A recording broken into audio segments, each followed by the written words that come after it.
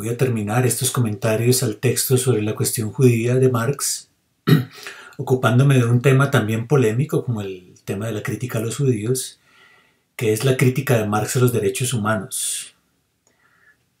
Leyendo el texto pareciera que Marx estuviera desechando los logros de la Revolución Francesa y mostrando que los derechos del hombre son tan solo un instrumento de deshumanización, tan solo la legitimación del egoísmo. La pregunta sería, ¿son los derechos humanos la expresión de ese judaísmo que ha corroído el alma de la modernidad? Voy a ocuparme de comentar un poco este punto. Marx recurre en su abordaje de los derechos humanos a un análisis de las declaraciones de los derechos del hombre en las constituciones de los Estados Unidos y Francia. Y lo primero que detecta es que los derechos del hombre se distinguen de los derechos del ciudadano, página 147. Esta es una distinción analítica muy importante. Una cosa es el hombre, en alemán Mensch, y otra cosa es el ciudadano, Bürger. El problema que Marx detecta es que estos dos términos se confunden y que al hablar de derechos del hombre, por lo general, esas constituciones hablan de los derechos del ciudadano, es decir, de los derechos del miembro de la sociedad civil, los derechos del hombre egoísta, del hombre separado del hombre y de la comunidad, dice Marx en la página 147. Es así, por ejemplo, como en el artículo 2 de la Constitución francesa de 1793, se dice, cito, que los derechos del hombre y del ciudadano son 4, la igualdad, la libertad, la seguridad y la propiedad. Fin de cita. Notes entonces, se meten en un solo saco, en un solo paquete, los derechos del hombre, Mensch, y los derechos del ciudadano, Bürger. Más aún, los derechos del hombre son los derechos del ciudadano. Así, por ejemplo, la libertad es vista, cito, como el derecho de hacer y emprender todo lo que no dañe a otro, página 148. Es decir, que es un derecho del individuo que lucha contra otros individuos para defender sus propios intereses. Es el derecho del hombre no en tanto que hombre, sino en tanto que ciudadano, es decir, en tanto que miembro de la sociedad civil, como veíamos antes. La libertad de un individuo va hasta donde llega la libertad de otro individuo, pues ambos deben ser dejados al libre emprendimiento. Marx, acuérdense que Hegel en su filosofía del derecho abordaba este problema en la primera parte del libro, donde hablaba del derecho abstracto. Y Marx está en realidad tomando estas críticas de Hegel al derecho abstracto, al derecho del individuo. Marx lo ve claro, cito, el derecho humano de la libertad no se basa en el vínculo del hombre con el hombre, sino más bien en la separación del hombre con respecto al hombre, página 148. Es decir, esto es un detalle clave, pues mientras que los derechos de hombre, Mensch, hacen referencia a los vínculos del hombre con el hombre, los derechos del ciudadano hacen referencia a la separación del individuo con respecto a otros individuos, es decir, la separación del hombre con el hombre. No en vano señala Marx, cito, la aplicación práctica del derecho humano de la libertad es el derecho humano de la propiedad privada. Fin de cita. Es decir, el derecho a disponer de lo que es suyo, en defenderlo de aquellos que amenazan esa propiedad. Los otros hombres son tenidos pues como una limitación de la libertad del propietario.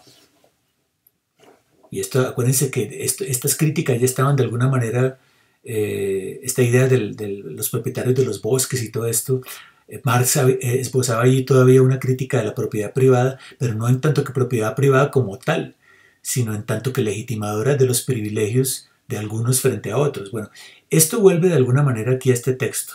Ese texto, lo dicho en el texto del corte de leña del 42, regresa de algún modo a este texto de 1943. Marx entonces analiza los otros dos derechos básicos, la igualdad y la seguridad. La igualdad, dice, es puramente formal. Todos los individuos tienen los mismos derechos, pero no en tanto que hombres, sino en tanto que ciudadanos. Es decir, son tratados con igualdad en tanto que tienen derecho a perseguir sus propios intereses. Sí, son derechos individuales. A todos se les dejará hacer por igual. Ninguno debe ser excluido del derecho a la libre competencia, al libre desarrollo de la personalidad, a la libertad de movimiento y asociación, a la libertad de conciencia, etc. Es decir, los que hoy día se llaman los derechos subjetivos. Y con la seguridad pasa lo mismo. El Estado debe proteger a todos los individuos, debe darles todas las garantías jurídicas y policiales necesarias para que puedan actuar libremente, pero no como miembros de la especie humana, sino de la sociedad civil. La policía debe velar por la honra y los bienes no del hombre, sino del ciudadano. Página 149. ¿Qué podemos concluir de esto? ¿Está rechazando Marx los derechos humanos? ¿Es Marx un pensador antimoderno que desconoce las conquistas emancipatorias de la Revolución Francesa? Desde luego que no. Para mirar mejor este punto, creo que necesitamos traer a colación lo ya ganado en nuestro análisis del manuscrito de Kreuznach.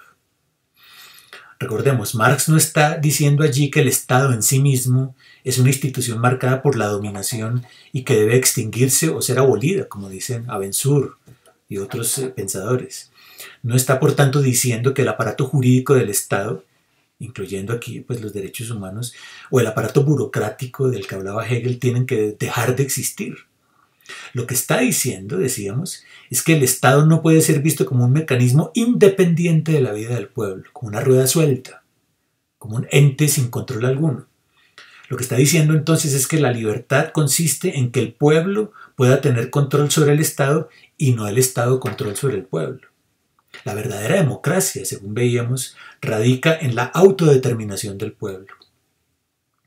Entonces, ¿Marx está diciendo que los derechos humanos son mecanismos de dominación?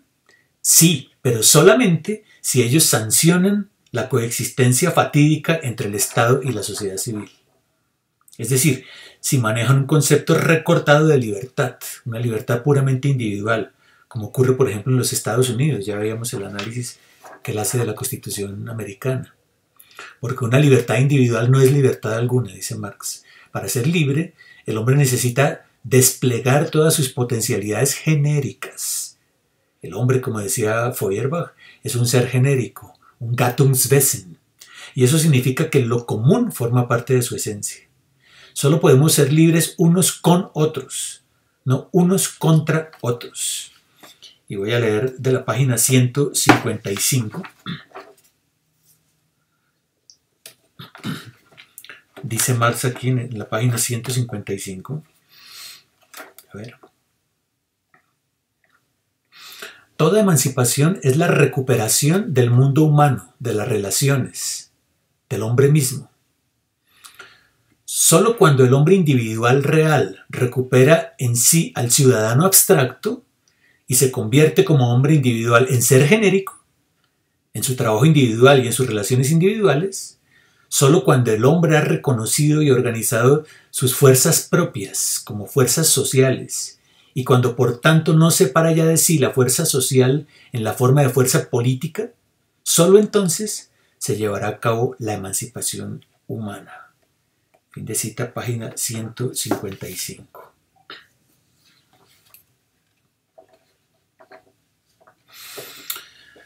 Bien, ¿qué es lo que dice Marx entonces?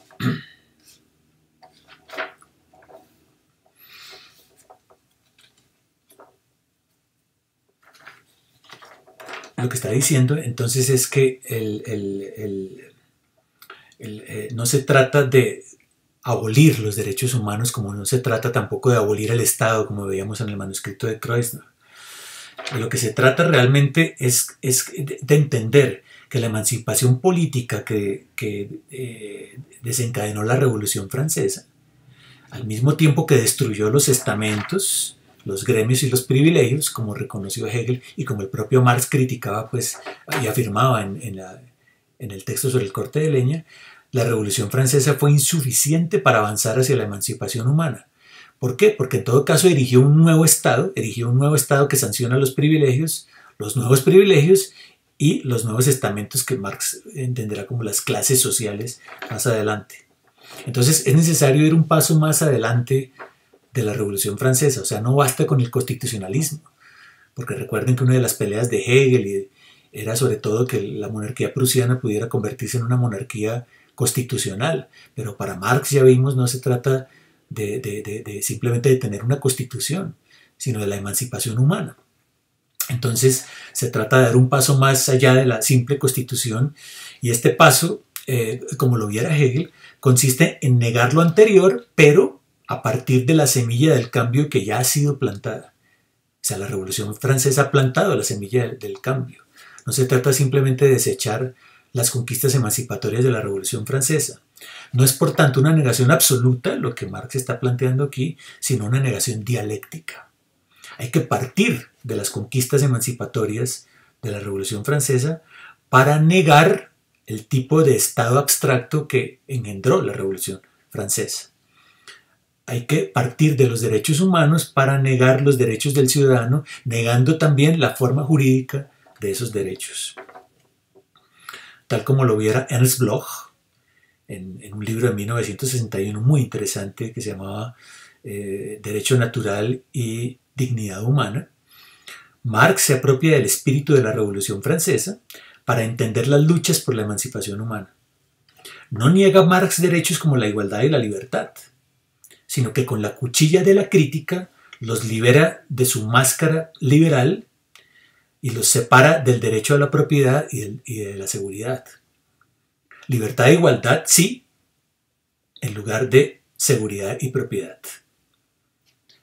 Pues como veremos en otros videos más adelante, serán justamente la libertad y la igualdad los valores que animan el ideal profundamente democrático del socialismo por el cual Marx luchó toda su vida. Liberar los derechos humanos de la abstracción teológica a la que estaban sumidos bajo la hegemonía de los derechos del ciudadano, tal es la tarea del socialismo que Marx entenderá como la verdadera democracia.